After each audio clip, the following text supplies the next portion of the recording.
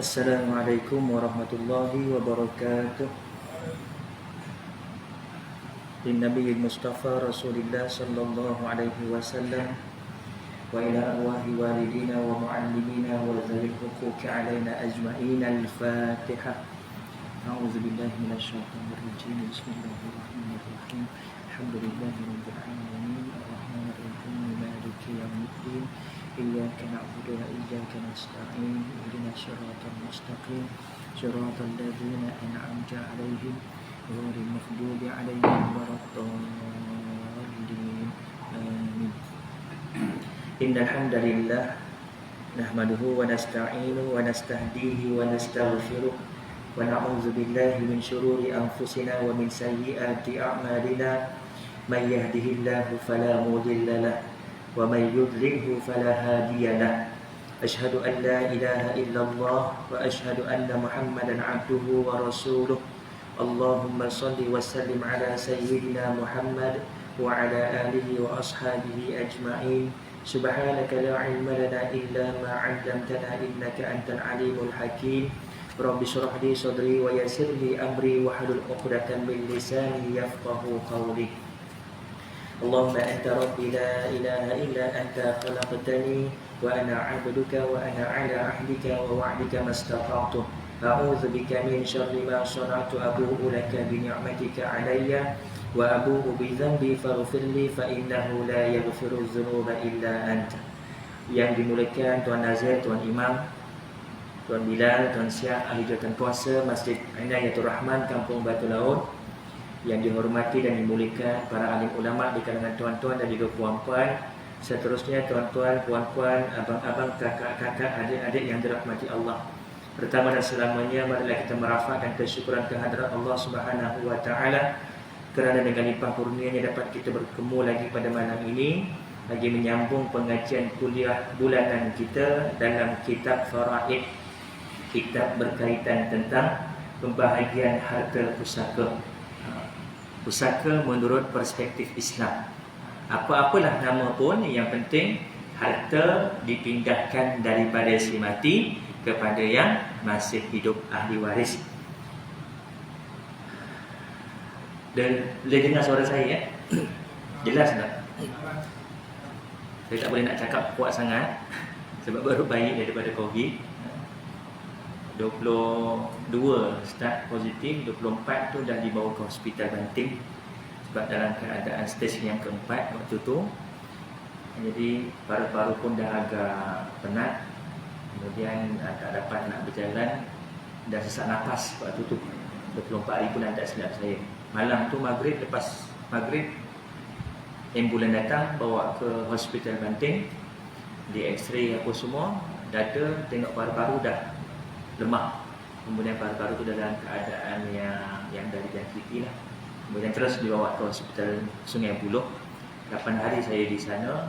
Saya balik-balik timbang susut 7 kilo juga berat badan.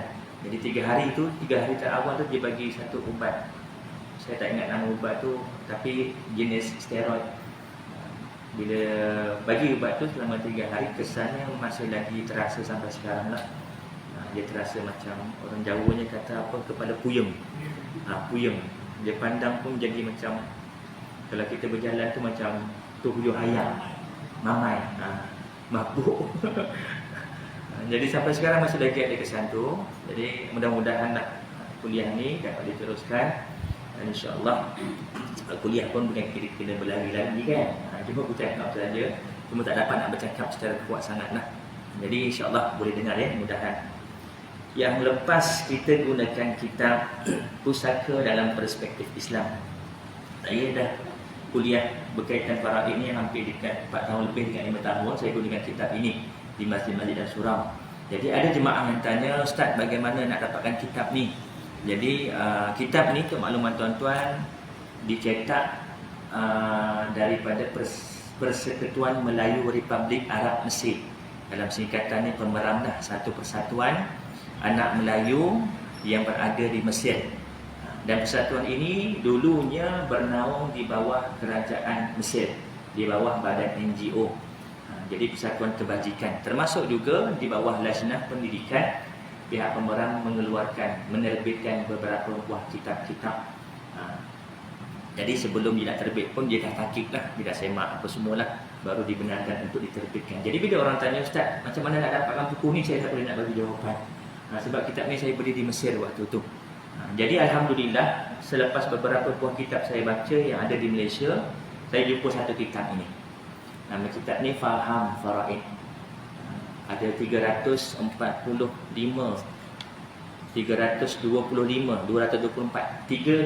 muka surat buku ni, Faham Faraid. Dan insya-Allah akan datang malam ni dan akan datang kita akan gunakan kitab ni. Saya dah baca lebih daripada 2 kali dan saya nampak dia punya silibusnya tak jauh beza. Dan kelebihan kitab ini, apa yang saya nampak, dia banyak mengaitkan tentang isu ataupun keadaan semasa yang berlaku di Malaysia. Jadi agak sesuai. Dan kemudian setiap kata-kata point ataupun kata-kata hukum, dia letakkan nota kaki rujukan daripada kitab-kitab miras, kitab-kitab faraid mana yang muktabar, kitab-kitab Arab. Jadi insya-Allah lah bagi saya kitab ni mudah difahami dan tersusun rapi. Jadi saya sarankan boleh beli. Di Shopee ada jual Faham Faraid, gambar depannya macam ni. Harganya RM30 sahaja. Tak termasuk kos penghantaran. Tapi kadang-kadang Shopee ni ada hari-hari tertentu penghantaran ni percuma. Jadi RM30 sahajalah. Boleh dapatkan insya-Allah. Yang lepas seingat saya kita dah masuk dalam bab ahli waris. Kita dah bincangkan pasal carta. Di kalangan 25 ahli waris yang layak mewarisi harta pusaka. Jadi malam ini saya nak masuk sedikit dalam bab sejarah pewarisan harta pusaka, yang mana dalam kitab yang lama ada tetapi sedikit. Yang kitab yang baru ini lebih terperinci dan lebih jelas, ada peringkat-peringkatnya. Sejarah sebelum kedatangan Islam, bagaimana cara orang dulu-dulu, orang jahiliyah mewariskan harta pusaka. Kemudian selepas kedatangan Islam, bagaimana keadaan ataupun suasana penyerahan, pembinaan berlaku daripada harta si mati kepada yang masih hidup. Sejarah pembahagian harta pusaka dapat dibahagikan kepada 2 masa ataupun 2 zaman, iaitu sebelum dan selepas kedatangan Islam. Yang pertama, sebelum kedatangan Islam, ketika zaman jahiliyah. Bila kata zaman jahiliyah, bermakna zaman itu sebelum kedatangan Islam. Bukan bermakna pada zaman itu orang hidup dalam keadaan jahil. Jahil ni bahasa Arab, bahasa Melayunya bodoh ataupun tak pandai. Bukan itu maksudnya. Sebab orang dulu-dulu pun ada bangunan besar-besar, ada bangunan tinggi-tinggi macam piramid dan sebagainya, tanpa ada alat ataupun jentera yang besar-besar. Maknanya pemikiran diorang ini, pemikiran mereka pada ketika itu maju.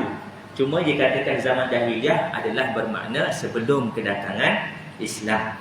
Ketika zaman jahiliyah, hanya lelaki dewasa yang berhak mempusakai harta warisan si mati. Mereka akan mewarisi harta pusaka melalui 3 keadaan. Yang pertama, keadaan dalam sebab keturunan nasab. Pada ketika itu bukan semua ahli waris ataupun ahli keluarga akan mendapat harta pusaka. Kalau sekarang memang 3 cara perpindahan sebab berlakunya perpindahan pusaka ataupun faraid, dengan sebab nasab, dengan sebab perkahwinan, satu lagi dengan sebab wala wilayah, daripada hamba kepada bekas tuan hamba. Yang dulu pun ada nasab, cuma bukan semua ahli keluarga akan mendapat harta pusaka. Yang zaman jahiliyah hanya golongan lelaki dewasa yang dapat mewarisi harta pusaka ahli keluarganya.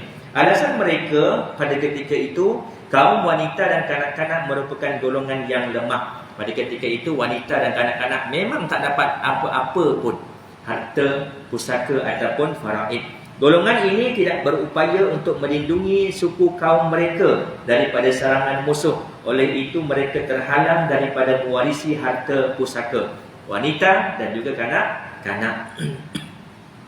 Yang dapat mewarisi siapa? Hanya di kalangan lelaki dewasa sahaja, di kalangan ahli keluarga. Bangsa Arab ketika itu mengatakan, adakah patut kami memberikan harta pusaka ataupun warisan kepada orang yang tidak tahu menunggang kuda? Bila dikata tidak tahu menunggang kuda, tidak pandai memegang pedang dan tidak mahir bertarung dengan musuh, merujuk kepada kaum wanita dan juga kanak-kanak. Petikan ini juga tertulis dalam kitab Asy-Syari'ah Al-Islamiyah fi Daulil Kitab wa Sunnah, cetakan Al-Maktabah At-Taufiqiyah yang ditulis oleh Syekh Muhammad Ali As-Sabuni. Siapa tak kenal Syekh Muhammad Ali As-Sabuni rahimahullahu ta'ala yang meninggal dunia pada tahun lepas bulan Mac. Beliau merupakan antara ulama tafsir yang masyhur pada abad kita lah, kehidupan kita ini. Dan antara kitab-kitab yang almarhum tuliskan antaranya kitab tafsir ayat ahkam. Kami kalau pelajar-pelajar Masjid Azhar, kalau yang kuliah syariah, dia ada satu madah ataupun subjek tafsir ayat ahkam. Tafsir berkenaan dengan ayat-ayat Al-Quran berkaitan tentang hukum-hukum, berkaitan tentang hukum-hukum fiqh. Jadi kitab almarhum, kitab Syekh Muhammad Ali Sabuni ini menjadi rujukan kami. Walaupun di kuliah-kuliah kita gunakan kitab yang ditulis sendiri, dicetak sendiri oleh pensyarah-pensyarah, tetapi rujukan-rujukan termasuklah daripada tulisan Syekh Muhammad Ali As-Sabuni. Namun begitu, mereka masih memelihara kebajikan isteri yang kematian suaminya dengan memberikan nafkah daripada harta arwah suami kepada isteri tersebut selama setahun. Walaupun pada ketika itu yang dapat lelaki dewasa sahaja, wanita dan juga kanak-kanak tak dapat, tetapi diberikan selama tempoh setahun yang dikatakan nafkah. Pada ketika itu selama setahun. Tempoh tersebut dianggap sebagai iddah bagi mereka ketika zaman itu dan juga ketika permulaan Islam. Setelah ini, hukum bagi tempoh iddah tersebut dimansuhkan dengan ayat A'udzubillahi minasyaitonirrajim wallazina yutawaffawna minkum wa yadharuna azwajan yatarabbasna bi anfusihinna arba'ata ashhurin wa ashra, yang bermaksud dan orang-orang yang meninggal dunia di kalangan kamu sedangkan mereka meninggalkan isteri-isteri, hendaklah isteri-isteri itu menahan diri mereka, yakni beriddah selama 4 bulan 10 hari. Surah Al-Baqarah ayat 234. Ini bab iddah kematian suami. Iddah ada 2, iddah kematian suami dan satu lagi iddah cerai hidup. Iddah kematian suami selama mana tempohnya? 4 bulan 10 hari, 4 bulan qamariyah kali dengan 30, 120 hari, 121 bermakna habis sudah tempoh iddah isteri yang mana kematian suami. Kalau yang cerai hidup, berapa tempoh iddahnya? Terbahagi kepada beberapa jenis kategori. Yang pertama, seandainya isterinya sedang mengandung.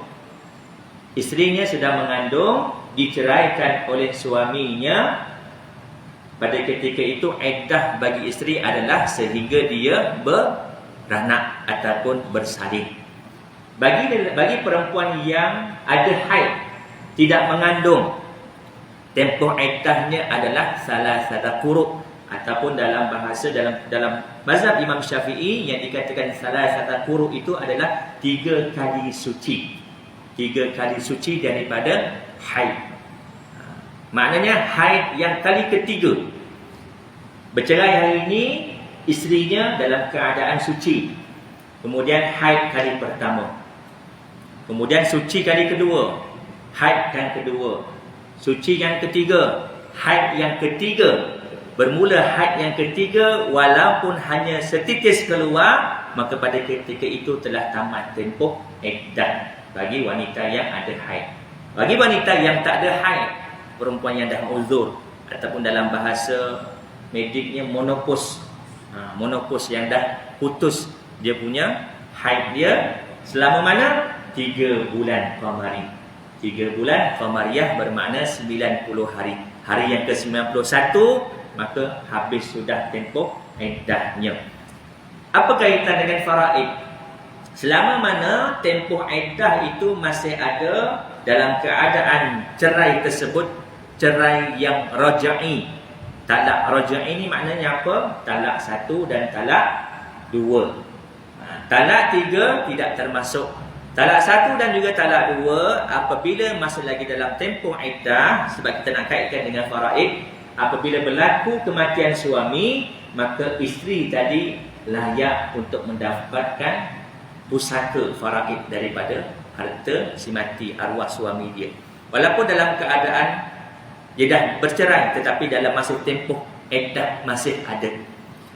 Kalau yang talak 3 tidak dapat mewarisi, ini kata-kata yang kuat di kalangan mazhab Imam Syafi'i. Tetapi nafkah untuk tempat tinggal masih ada. Bagi keadaan mafqud, apa makna mafqud? Mafqud orang yang hilang. Suami ini hilang, pergi ke laut contoh nelayan, kemudian tak dengar berita, tak tahu hidup ataupun tidak. Yang ini kena rujuk kepada pihak mahkamah. Kalau di mahkamah syariah wilayah persekutuan menetapkan tempohnya adalah 4 tahun. Bermakna 4 tahun itulah isteri ni tadi tak boleh berkahwin. Dan kalau misalnya kata ada harta suami tadi selepas daripada 4 tahun tadi, tambah dengan tempoh iddah 4 bulan 10 hari, barulah dikatakan boleh mewarisi harta pusaka. Apa-apa sekalipun dalam tempoh iddah ini kena rujuk kepada mahkamah syariah. Sebab kita terikat dengan peraturan-peraturan berkaitan undang-undang Islam di mahkamah syariah. Hatta dalam keadaan rujuk sekalipun, cuma dari sudut fiqh, dari sudut ilmu fiqh, rujuk ini dalam tempoh iddah. Talak raja'i, talak 1 dan juga talak 2. Boleh tak suami nak rujuk? Boleh dalam tempoh iddah tadi. 3 keadaan tadi, yang mengandung sampai dia melahirkan, yang ada haid 3 kali suci, yang tak ada haid 90 hari. Rujuk mesti dengan mulut ke? Tak semestinya. Tetapi sebaiknya dengan mulut. Aku rujuk kau balik sebagai isteriku dalam tempoh iddah tadi. Kebanyakan kesilapan yang berlaku di kalangan masyarakat kita, apabila berlaku sahaja perceraian, talak 1, talak 2, talak raja'i, dihantarnya isterinya ke rumah mak. Maknanya mak mertua suami tadi. Sepatutnya dalam tempoh iddah itu tak boleh dihantar. Dia masih lagi dalam keadaan iddah, dia kena duduk di rumah. Cuma hanya dipisahkan tempat tidur sahaja antara suami dan juga isteri. Dalam tempoh iddah itu 4 bulan 3 kali suci itu, selepas 2 bulan masih lagi ada iddah. Suami ni tadi cakap dengan isterinya, aku nak rujuk kau semula. Suka atau tidak suka, setuju ataupun tidak setuju isteri, maka terjadinya rujuk di kalangan suami isteri. Ini kita bercakap soal hukum. Walau bagaimanapun kena rujuk dengan pihak mahkamah syariah. Kalau di Selangor ni mahkamah syariah, sebab kita ada undang-undang. Hatta dalam keadaan kita melafazkan cerai di luar mahkamah, ada dia punya dendanya. Ada dia punya denda lah, kita panggil denda, sebab satu kesalahan di sisi undang-undang syariah di Malaysia. Di Selangor ikut negeri masing-masing. Tapi dari sudut hukum, berlaku tak talak, berlaku. Berlaku tak rujuk, berlaku. Tapi apa-apa sekalipun, sama ada berkaitan dengan talak, berkaitan dengan rujuk, berkaitan dengan mafqud tadi, keadaan suami yang hilang, kena rujuk dengan pihak mahkamah syariah.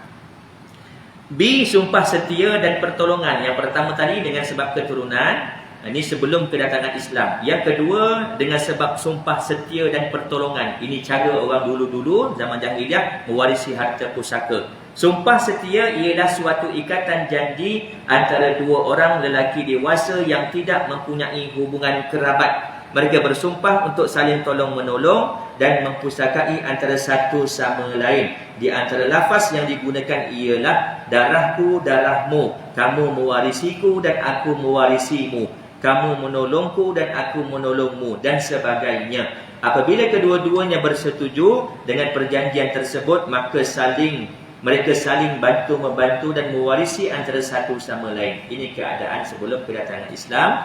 Zaman jahiliyah berlaku dengan sebab ikatan janji setia antara dua orang. Tak kira sama ada kerabat ataupun bukan kerabat sekalipun. Kawan baik, kawan sekampung, tetapi berjanji setia, maka berlaku pewarisan harta pusaka antara satu sama lain. Ali, aku nanti kalau mati, engkau wariskan semua harta aku. Nanti Ali cakap dengan Abu pula, okey Abu, nanti kalau aku mati, engkau wariskan semua harta aku. Maka berlakulah pusaka ataupun pewarisan pada ketika itu. Ini zaman sebelum kedatangan Islam. Yang ketiga, dengan cara tabanni. Apa makna tabanni? Di antara amalan golongan lelaki Arab jahiliyah ialah mengambil anak orang lain sebagai anak angkat mereka. Tabanni ni maknanya ambil anak angkat. Ini bukan hanya pada sekarang. Zaman dulu lagi memang dah ada amalan mengambil orang lain sebagai anak angkat mereka. Mereka boleh menasabkan anak itu kepada mereka sendiri, bukan kepada bapa sebenar anak itu. Bin kepada bapa angkat. Ini dulu punya cerita sebelum kedatangan Islam, zaman jahiliyah. Menurut mereka, bapa dan anak angkat tersebut boleh mempusakai antara satu sama lain jika salah seorang meninggal dunia. Hakikatnya keadaan sekarang tidak boleh mewarisi harta pusaka anak angkat, sebab dia bukan termasuk dalam kalangan ahli waris. Tapi dulu dia termasuk. Ini sebelum kedatangan Islam. Yang kedua, keadaan selepas kedatangan Islam. Hukum faraid tidak dilaksanakan serta-merta setelah ajaran Islam mula berkembang di bumi Mekah. Hukum pembahagian pusaka diperintahkan secara berperingkat adalah bertujuan supaya tidak membebankan umat Islam ketika itu untuk mengamalkannya. Terdapat 4 peringkat selepas kedatangan Islam, 4 peringkat sejarah pewarisan harta pusaka. Terdapat 4 peringkat dalam melaksanakan hukum pewarisan dari permulaan Islam hinggalah Islam itu menjadi kuat, hinggalah sampai sekarang. 4 peringkat. Peringkat pertama, pada permulaan Islam, ikatan sumpah setia dan pertolongan yang dibuat ketika zaman jahiliyah masih diteruskan, iaitu ikatan janji untuk pertolongan dan pewarisan di antara dua orang lelaki yang bersahabat. Mereka bersumpah akan saling tolong-menolong antara satu sama lain ketika mereka hidup dan saling mewarisi apabila salah seorang daripada mereka meninggal dunia. Bahagian yang diwarisi hanya 1/6 sahaja. Ini selepas kedatangan Islam. Sebelum tu diwariskan semua sekali hartanya dengan sebab ikatan janji antara dua orang. Tak kira kerabat ataupun sahabat. Dua-dua tu boleh mewarisi harta semuanya. Selepas kedatangan Islam hanya 1/6 sahaja. Apa kata Allah Subhanahu wa taala? A'udzubillahi minasyaitonir rajim. Walladzina aqadat aymanukum fa'atuhum nasibahum innallaha kana ala kulli syai'in syahida. Dan mana-mana orang yang kamu telah membuat ikatan setia dengan mereka untuk membantu dalam masa kecemasan dan kesusahan, maka berikanlah kepada mereka bahagiannya, yakni 1/6. Sesungguhnya Allah sentiasa menyaksikan tiap-tiap sesuatu. Surah An-Nisa ayat 33. Kemudian hukum ini dimansuhkan dengan ayat A'udzubillahi minasyaitonir rajim wa ulul arhami ba'duhum aula bi ba'din fi kitabillah innallaha bikulli syai'in alim, yang bermakna dalam pada itu orang-orang yang mempunyai pertalian kerabat setengahnya lebih berhak atas setengah yang lain, yakni menurut hukum kitab Allah Subhanahu wa taala. Sesungguhnya Allah Maha mengetahui akan tiap-tiap sesuatu. Surah Al-Anfal ayat 75.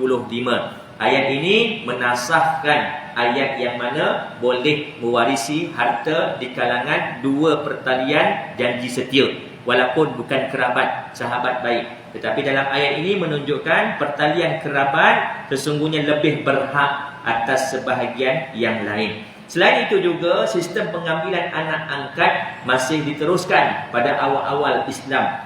Pada permulaan Islam dikisahkan bahawa Rasulullah sallallahu alaihi wasallam telah mengambil Zaid bin Harithah sebagai anak angkat baginda dan menamakan Zaid bin Muhammad, dibinkan kepada Nabi Muhammad sallallahu alaihi wasallam. Amalan tersebut tidak berkekalan apabila Allah Ta'ala melarangnya dalam firman A'udzubillahi minasyaitonirrajim, ma kana Muhammadun aba ahadin min rijalikum walakin Rasulullahi wa khataman nabiyyin wa kana Allahu bikulli syai'in alima. Yang bermaksud bukanlah Nabi Muhammad itu, yakni dengan sebab ada anak angkatnya menjadi bapa yang sebenar. Dalam keadaan ini, ketika ini Allah menafikan dan Allah melarang untuk tabanni, membinkan nama anak tadi dengan ayah angkat.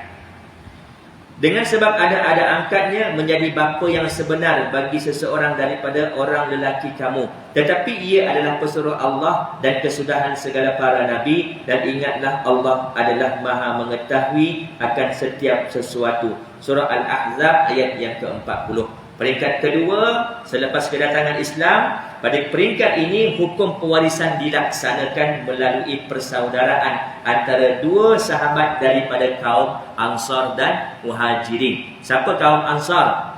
Penduduk Madinah yang beriman, yang menerima penghijrahan sahabat bersama dengan Nabi dari kota Mekah. Apa yang dikatakan Muhajirin? Kaum yang berpindah daripada Mekah bersama Rasulullah SAW dalam penghijrahan ke Madinah. Jadi pertalian dua peringkat ini, peringkat yang kedua ini berlaku antara kaum Muhajirin dan juga Ansar. Berlaku pewarisan antara kedua-dua. Ini berlaku setelah Rasulullah SAW berhijrah dari kota Mekah ke kota Madinah. Manakala bagi para sahabat yang tidak berhijrah, mereka tidak mempunyai hak pewarisan walaupun mereka terdiri daripada ahli waris yang hampir serta beriman. Hanya di kalangan Muhajirin dan juga Ansar sahaja yang saling mewarisi. Yang tak berhijrah daripada kota Mekah ke Madinah, walaupun dia saudara kepada si mati tadi, dia tidak berhak untuk mewarisi harta pusaka. Ini peringkat kedua selepas kedatangan Islam. Apa firman Allah Subhanahu wa taala? Innal ladzina amanu wa hajaru wa jahadu bi amwalihim wa anfusihim fi sabilillahi wal ladzina awaw wa nasaru ulaika ba'duhum awliya'u ba'd. وَالَّذِينَ آمَنُوا وَلَمْ يُهَاجِرُوا مَا لَكُمْ مِنْ وَلَايَتِهِمْ مِنْ شَيْءٍ حَتَّى يُهَاجِرُوا. Yang bermaksud sesungguhnya orang-orang yang beriman dan berhijrah serta berjihad dengan harta, benda dan jiwa mereka pada jalan Allah, dan orang-orang Ansar yang memberi tempat kediaman dan pertolongan, yakni Muhajirin dan juga Ansar, kepada orang-orang Islam yang berhijrah itu, mereka semuanya menjadi penyokong dan pembela antara satu dengan yang lain pada pertolongan dan perwarisan, termasuk dalam urusan pewarisan di kalangan Muhajirin dan juga Ansar. Dan orang-orang yang beriman yang belum berhijrah, maka kamu tidak bertanggungjawab sedikit pun untuk membela mereka sehingga mereka berhijrah, termasuk dalam urusan perwarisan harta pusaka. Surah Al-Anfal ayat 72. Diceritakan bahawa seorang sahabat baginda SAW yang bernama Zubair Al-Awwam daripada golongan Muhajirin dipersaudarakan dengan sahabat bernama Ka'ab bin Malik dari golongan Ansar. Ketika peperangan Uhud, Zubair berkata, jika Ka'ab bin Malik mati, tidaklah ada warisnya di dunia ini melainkan dia, Zubair. Sebab mereka ini di kalangan Muhajirin dan juga Ansar. Kemudian hukum tersebut dimansuhkan ataupun dinasahkan dengan ayat berikut, A'udzubillahi minasyaitonirrajim.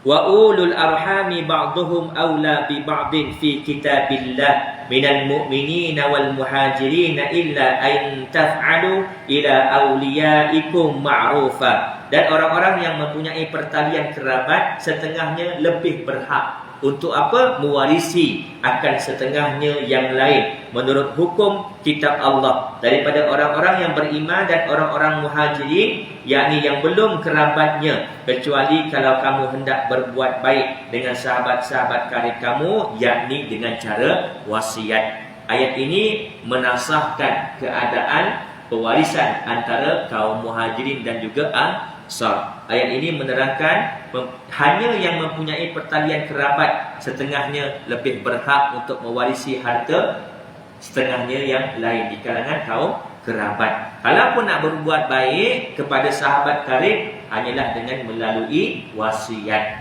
Wasiat nanti kita akan masuk dalam bab wasiat. Antara syaratnya wasiat tidak lebih daripada 1/3, kemudian bukan kepada ahli waris. Dan yang ketiga syaratnya bukan untuk perkara yang maksiat ataupun perkara dosa. Dia wasiatkan untuk perkara kebajikan. Dan nanti ayah dah mati, tanah dekat ujung kampung, ayah wasiatkan bagi kepada masjid, wakafkan untuk tanah kubur dan sebagainya. Untuk perkara baik, dengan syarat tidak lebih daripada 1/3. Kalau lebih kena ambil yang maksimum 1/3. Atau nak ikut juga wasiat tersebut, kena tanya kepada ahli waris kesemua yang berhak sama ada setuju ataupun tidak. Sebab apa? Sebab pada ketika itu dia dah ambil hak ataupun milik waris-waris yang berhak mendapat pada ketika itu. Setelah turunnya ayat ini, harta mereka dikembalikan kepada ahli waris mereka yang sah mengikut ketetapan Allah Ta'ala. Lepas turun ayat ini, yang mewarisi antara sahabat tadi, Ansar dan juga Muhajirin, mereka pulangkan balik kepada kaum kerabat si mati. Harta-harta yang mereka dapat, mereka pulangkan semula kepada kaum kerabat si mati. Peringkat ketiga selepas kedatangan Islam. Seterusnya, hukum pewarisan pada peringkat kedua digantikan dengan wasiat wajibah. Apa makna wasiat wajibah? Wasiat yang mesti kena buat, wajib dibuat bagi kedua ibu bapa dan kaum kerabat. Siapa yang dapat? Ibu bapa dan juga kaum kerabat. Wasiat wajib. Apa dalilnya? Firman Allah Subhanahu wa taala, A'udzubillahi minasyaitonirrajim. Kutiba 'alaikum idza hadara ahadakumul mautu in taraka khairanil wasiyatu lil walidaini wal aqrabina bil ma'ruf haqqan 'alal muttaqin. Kamu diwajibkan apabila seseorang daripada kamu hampir mati, jika dia ada meninggalkan harta, hendaklah dia membuat wasiat untuk ibu bapa dan kaum kerabat dengan cara yang baik, yakni menurut peraturan agama, sebagai suatu kewajipan atas orang-orang yang bertakwa. Surah Al-Baqarah ayat 180. Pada ketika itu, peringkat ketiga, Allah turunkan hukum wajib untuk berwasiat kepada orang yang hampir mati. Kepada siapa hartanya diwasiatkan? Ibu bapa dan juga kaum kerabat. Peringkat keempat, pada peringkat terakhir ini, hukum wasiat wajibah tadi ditukarkan dengan hukum faraid. Sebab tu kadang-kadang ada yang salah faham, dia gunakan dalil yang dikatakan wasiat wajiban ini. Ini boleh ustaz, boleh dia wasiat kepada ahli waris, kepada kaum kerabat, ayah ibu, sedangkan ayah ibu kaum kerabat di kalangan ahli waris. Dia tak tahu yang ayat tersebut telah dimansuhkan dengan dalil yang lain. Peringkat keempat ini, hukum wasiat wajibat tadi ditukarkan dengan hukum faraid selepas turunnya ayat yang ke-11 di dalam surah An-Nisa. Dalam surah An-Nisa ayat ke-11 diceritakan, walakum nisfu ma azwajukum illam yakul lahunna walad. Bagi kamu kaum lelaki, para suami, 1/2 sekiranya isteri-isteri kamu tidak ada anak. Kemudian 1/4 ketika mana isteri-isteri ada anak. Bapa dapat berapa, ibu dapat berapa, suami dapat berapa, isteri dapat berapa, anak-anak dapat berapa. Semuanya telah dijelaskan secara terperinci daripada Allah Subhanahu wa taala melalui surah An-Nisa ayat yang ke-11. Sistem pewarisan Islam ini menentukan kadar bahagian setiap ahli waris secara terperinci. Maka telah mansuhlah, hazaflah hukum yang dikatakan wasiat wajibat tadi. Tidak ada lagi wasiat untuk ahli waris, sebab ahli waris dah ada bahagian yang ditetapkan oleh Allah. Suami dapat berapa, ayah, ibu dan juga anak-anak. Apabila turunnya ayat tentang faraid, baginda Rasulullah sallallahu alaihi wasallam bersabda, Innallaha qad a'ta kulla dhi haqqin haqqahu fala wasiyata liwarithin. Yang bermaksud, sesungguhnya Allah Subhanahu wa taala telah memberikan kepada setiap yang berhak akan haknya. Ketahuilah bahawa tiada wasiat kepada ahli waris. Dalil ini, hadis ini menunjukkan bahawasanya menasahkan ayat yang dikatakan wasiat wajibat tadi boleh mewasiatkan kepada ibu bapa dan juga kaum kerabat. Jadi hadis ini turun selepas daripada ayat tersebut, selepas daripada ayat berkaitan tentang bahagian-bahagian suami, ayah, ibu, isteri dan anak-anak, mengatakan bahawasanya la wasiyata lil waris, tidak ada wasiat untuk ahli waris. Kalau misal kata berlaku juga ada wasiat kepada ahli waris, bagaimana kita nak atasi? Kadang-kadang masih ada arwah mak dulu ada wasiat, rumah ni nanti kalau mak dah mati bagi dekat adik kamu yang bongsu. Berlaku tak? Pernah berlaku. Ada berlaku. Bagaimana caranya? Kalau dari sudut hukum, wasiat tersebut terbatal. Tapi kalau misal kata kita batalkan berlakunya pertelingkahan, pergaduhan di kalangan adik-beradik, yang bongsu nanti akan berdendam kepada abang-abang dengan kakak-kakaknya. Sebab apa? Dia dah pegang, mak kata nak bagi rumah ni ke aku, wasiat. Ini wasiat, bukan hibah. Hibah semasa hidup, pemberian serahan semasa hidup. Wasiat ni bezanya apa? Dia mention kalau mak mati nanti, maknanya penyerahan selepas berlaku kematian. Kalau hibah masa hidup boleh bagi terus. Ada 4 orang anak, 2 lelaki 2 perempuan, ada 4 ekar tanah, nak bagi sama rata. Along, angah, acik, ucu, 4 orang nak ambil seorang seekar, ayah bagi siap-siap masa hidup. Boleh tak? Boleh. Tak ada masalah sebab masa hidup hibah. Tapi wasiat tadi dia mention kalau ayah mati, maknanya penyerahan berlaku selepas kematian. Itu yang dikatakan la wasiyata lil warithin. Tidak boleh wasiat itu berlaku kepada ahli waris. Kalau misalnya kata berlaku juga, macam mana caranya? Kena bincang antara ahli waris yang lain, sama ada setuju ataupun tidak. Kalau misalnya kata semua sepakat, setuju, tak ada masalah. Dengan syarat kena takharruj daripada faraid. Makna takharruj ni apa yang sebelum ni kita dah bincangkan? Kena ada 3 syarat untuk takharruj daripada faraid. Yang pertama, setiap ahli waris yang berhak mendapat mestilah aqil, orang yang berakal, bukan orang yang gila, dan baligh, orang yang sudah baligh. Dalam hukum fiqh, baligh lelaki ketika mana? Ketika sudah bermimpi, ketika sudah keluar air mani. Yang perempuan ketika sudah haid. Kalau tak keluar dua-dua, selepas berumur 15 tahun.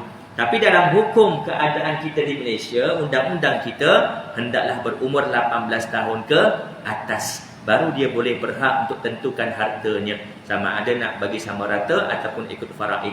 Selebihnya dia kena bagi kepada orang yang menjaganya untuk sebagai pemegang amanah. Syarat pertama tadi kena akil baligh, yang kedua kena tahu dahulu bahagian faraid masing-masing. Banyak yang berlaku tak bagi tahu dulu, tak tentukan dulu faraid, tapi dah terus bahagi sama rata. Kena tentukan dahulu bahagian faraid masing-masing. Kak, bahagian akak banyak ni, bahagian saya yang lelaki banyak ni lebih. Sebab mithlu hazil unsayan, lelaki 2 bahagian daripada perempuan 1 bahagian. Faham tak maksud lelaki 2 bahagian macam mana? Yang dikatakan lelaki 2 bahagian, contoh, kalau ada 3 lelaki, 3 perempuan, macam mana kita nak kirakan yang dikatakan bahagian lelaki 2 bahagian daripada perempuan? 3 lelaki kalikan dengan 2. 3 kali 2, 6. Tambah dengan yang 3 perempuan, 9. Bermakna pecahan bawahan itu 9. Yang lelaki setiap seorang dapat 2/9. Yang perempuan dapat 1/9. Saya tulis bagi mudah nampak. Yang dikatakan mithlu hazil unsayan, 2 bahagian lelaki dan 1 bahagian perempuan. Misal kata waris yang ada 3 lelaki dan 3 perempuan. Bagaimana cara kita nak kira? Yang lelaki ini kalikan dengan 2. 3 kali 2, 6. Tambah 3, 9. Bermakna bawahnya 9. 2/9 untuk setiap seorang. Tambah dengan 2/9. Tambah dengan 2/9. Sebab apa? Ada 3 orang. Seorang, 2 orang, 3 orang. Yang perempuan akan jadi 1/9. Tambah dengan 1/9. Tambah dengan 1/9. Sebab apa? Ada 3 orang. 1, 2, 3, 4, 5, 6, 7, 8, 9. 9/9. Cukup tak? Cukup. Ini yang dikatakan bahagian lelaki, 2 bahagian daripada bahagian perempuan. Kalau ada 5 lelaki, 7 perempuan. Sama juga kaedah qiraat dia, 5 kalikan dengan 2. 5 kali 2 10 tambah dengan 7, 17. Bawahnya 17. Lelaki 2 per 17. Ada berapa? 5. Buat 5 kali. 2 per 17. 2 per 17. 1, 2, 3, 4. Tambah lagi 1, 2 per 17. Yang perempuan berapa? 1 per 17. Buat ada 7 semuanya kat sini.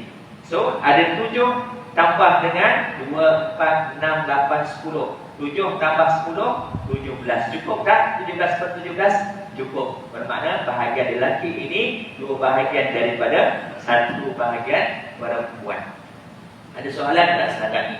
Untuk nak faham apa yang dikatakan lelaki 2 bahagian daripada perempuan 1 bahagian. Bukan 8 ekar, lelaki 7 ekar, perempuan 1 ekar. Bukan tu maksudnya. Maksudnya bahagian yang lelaki dapat tu sekali ganda daripada perempuan. Kalau dinilaikan tanah, kalau misalkan ada tanah dekat situ 17 ekar, bermakna lelaki 2 ekar, yang perempuan 1 ekar. Setiap seorang. Kalau yang atas tu contohnya ada 9 ekar, ada 3 lelaki, 3 perempuan, bermakna yang lelaki dapat 2 ekar seorang, yang perempuan dapat 1 ekar seorang. Kena tahu dahulu syaratnya, baru boleh untuk taharruj keluar daripada faraid. Kak, bahagian akak banyak ni, bahagian saya banyak. Ini saya nak bagi bahagian saya ke akak, sebab akak pun bukan orang yang senang, akak pun dah kematian suami, contoh. Saya bagi bahagian saya supaya kita sama rata. Boleh tak? Boleh. Selepas tahu bahagian faraid terlebih dahulu. Syarat yang ketiga, nak taharruj daripada kiraan faraid, mestilah ikhlas, rela, bukan paksaan. Hatta diperli ataupun diugut juga tidak termasuk dalam ikhlas. Kau ni dik, kau masa kecil-kecil dulu aku yang jaga. Jadi adik yang lelaki ni rasa bersalah dekat kakak dia ni. Bila kakak dia cakap macam tu, pun tak termasuk dengan rela. Dia kena ikhlas bagi.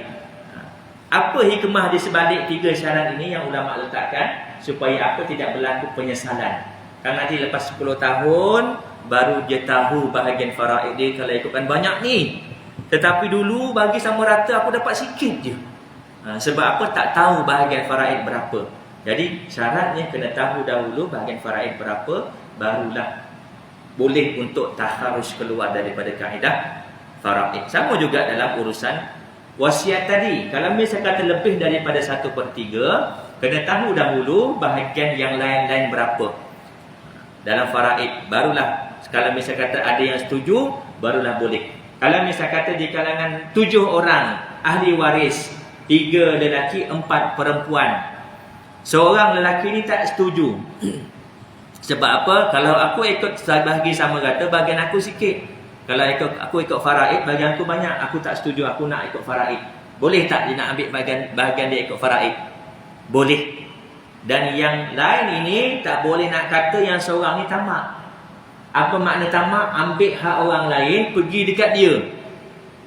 Ambil hak orang lain, ambil untuk diri dia. Sedangkan yang seorang ni tadi, dia tak ambil hak orang lain. Kita kena faham benar-benar harta kita ni.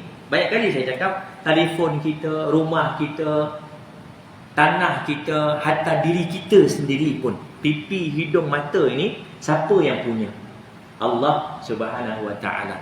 Inna lillahi wa inna ilaihi raji'un. Setiap daripada kita ini daripada Allah dan akan dikembalikan kepada Allah Subhanahu wa ta'ala. Bila berlaku saja kematian, harta yang kita ada masa hidup hakikatnya belum lagi milik ahli waris. Milik siapa? Milik Allah Subhanahu wa ta'ala. Bagaimana proses Allah nak agihkan kepada ahli waris? Berdasarkan ayat-ayat, dalil-dalil berkenaan faraid. Ayah dapat berapa, ibu dapat berapa, suami berapa, isteri berapa, anak-anak berapa. Itu kita kena faham betul-betul konsep dia. Maknanya bukan terus hakikatnya bukan milik faraid ahli waris. tetapi milik Allah Subhanahu Wa Taala, tetapi Allah yang tentukan siap-siap. Sebab tu hukum membahagikan harta pusaka menggunakan kaedah faraid adalah wajib. Makna wajib ni apa? Bukan pilihan kedua, bukan pilihan ketiga, kerana ia telah ditetapkan oleh Allah Subhanahu Wa Taala. Kalaupun ada nak takharruj boleh, tak ada masalah dengan 3 syarat tadi. Sebab kita faham berlakunya pertelingkahan antara keluarga, kadang-kadang bergaduh, kadang-kadang berbunuh pun ada dengan sebab harta. Tak setuju dengan keputusan mengikut faraid. Ya, Ji. Simpanan duit termasuk atau tidak dalam harta pusaka. Kalau misalnya kata simpanan itu dalam KWSP ataupun dalam mana-mana tabung haji ke, dalam akaun ke, termasuk juga dalam harta milik si mati. Yang tidak termasuk apa contohnya? Hibah. Takaful hibah. Kan sekarang ada kan takaful hibah. Kita misalnya kata saya meninggal dunia, saya pun dah ambil takaful hibah. Kalau misalnya kata saya meninggal dunia, pemegang amanah syarikat tersebut, orang yang ejen tersebut dipertanggungjawabkanlah sebagai pemegang amanah untuk menyerahkan hibah tu kepada penama yang saya letak. Contoh saya letak nama isteri saya ke, nama ibu saya ke, yang tu tidak termasuk dalam harta yang difaraidkan. Tapi kena faham betul-betul, sebelum kita nak bahagikan faraid ini, kena dahulukan perkara yang wajib dahulu. Apa dia antaranya? Pengurusan jenazah si mati. Maknanya bila berlaku saja kematian, ambil siap-siap harta si mati untuk kos belanja, mandinya, sembahyang, kafan dan kebuminya. Kemudian hutang si mati, hutang dengan Allah, hutang dengan manusia. Hutang dengan Allah apa dia? Puasanya tak cukup, kena bayar. Apa orang panggil apa yang beras dapat, kalau raya time puasa dapat beras. Beras apa? Fidyah. Maknanya ganti daripada tertinggal puasa si mati tadi dengan beras. Berapa kiraan-kiraannya ada yang ditetapkan oleh pihak lembaga zakat mengikut negeri masing-masing. Seingat saya kalau di Selangor RM1 tak silap ke RM2 satu hari. Dia secupak daripada kalau fitrah segantang, tapi fidyah secupak 1/4 daripada fitrah. Seingat ada dalam RM2 sehari untuk fidyah ganti puasa. Bukan hanya orang yang dah mati, orang yang hidup pun sama. Sebab tu kena tandakan berapa hari tertinggal puasa, tahun depannya tak sempat nak ganti, jadi dia kena bayar fidyah walaupun dia masih hidup. Apatah lagi kalau jenazah meninggal dunia, kena kira, kena tahu, bagi tahu dengan pasangan, dengan anak-anak, ataupun ada buku. Kita buat buku khas. Kita dah tak mampu nak puasa, kadang-kadang dapat, kadang-kadang tak dapat, buat buku khas, buku hutang puasa. Jadi bila kita meninggal dunia, anak-anak tahu, oh ayah ada hutang berapa hari, berapa tahun. Dan dikirakan berapa wajib waris untuk membayarkan menggunakan harta si mati. Tadi dia nak tanya.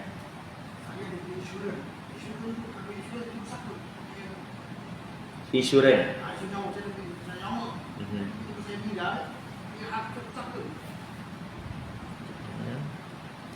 Insurans ni konvensional ke?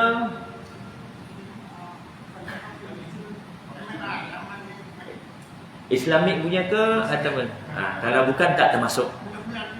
Kalau bukan dia tak termasuk, sebab kalau bukan daripada yang halal, yang syariah, dia akan pergi ke mana? Dia akan pergi ke Baitul Mal.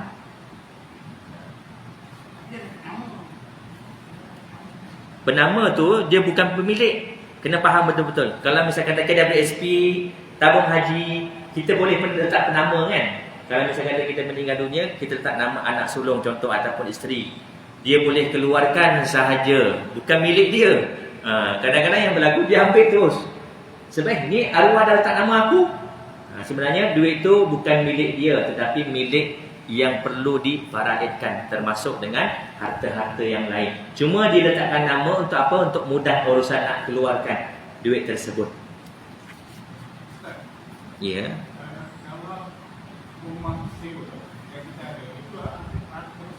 Harta pusaka, rumah sewa, tanah kita, termasuk juga dalam bab haji. Orang yang meninggal dunia tak sempat buat haji, sedangkan dia mampu dari sudut harta, cuma dia belum dapat giliran untuk pergi haji. Termasuk hutang dia dengan Allah Subhanahu Wa Taala, dan waris wajib untuk membuat bayaran kepada orang, istilahnya apa, upah haji. Upah haji, badal haji. Wajib kena buat. Wasiat dengan syarat tadilah, tidak lebih daripada 1/3, kemudian bukan kepada ahli waris. Yang itu pun kena tolak siap-siap sebelum faraid. KWSP, wang dalam simpanan, insurans yang Islamik termasuk. Tetapi kalau insurans tu yang jenis konvensional tidak termasuk dalam harta pusaka. Kalau takaful hibah tadi, kalau misalnya kata dia letak penama kepada isteri, maka ia adalah milik isteri tersebut, tidak termasuk dalam harta faraid. Kalau misalnya kata ada pampasan, suami ni dia ambil pampasan, mungkin jadi yang dimasukkan pampasan insurans tadi. Kalau misalnya kata Islamik, dia boleh diberikan kepada ahli keluarga terus tanpa melibatkan dengan harta faraid, maknanya tidak termasuk. Dia terus diberikan kepada ahli keluarga. Tapi kalau konvensional, dia hendaklah dipulangkan kepada Baitul Mal. Kalau misalnya kata ada sokso, sokso ni kalau yang bekerja ambil carum sokso, kepada siapa? Kepada milik isterinya. Bukan termasuk dalam harta yang dibahagikan faraid.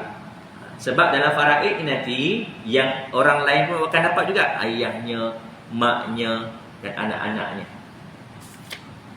Wang tunai termasuk dalam harta faraid yang perlu dikumpulkan.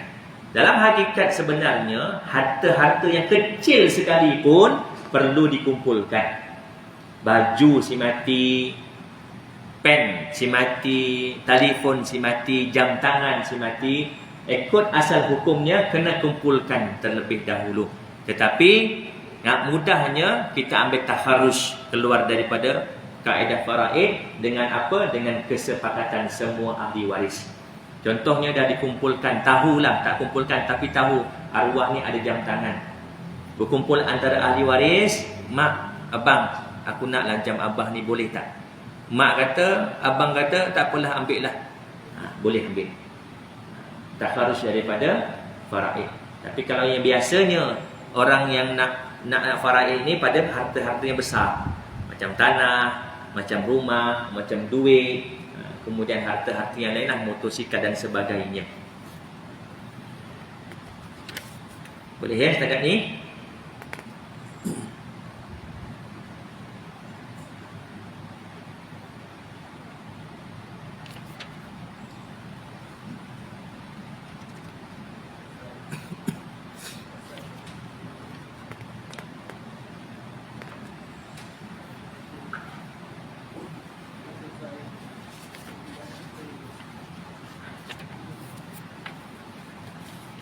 Selesai dalam bab sejarah pewarisan harta pusaka.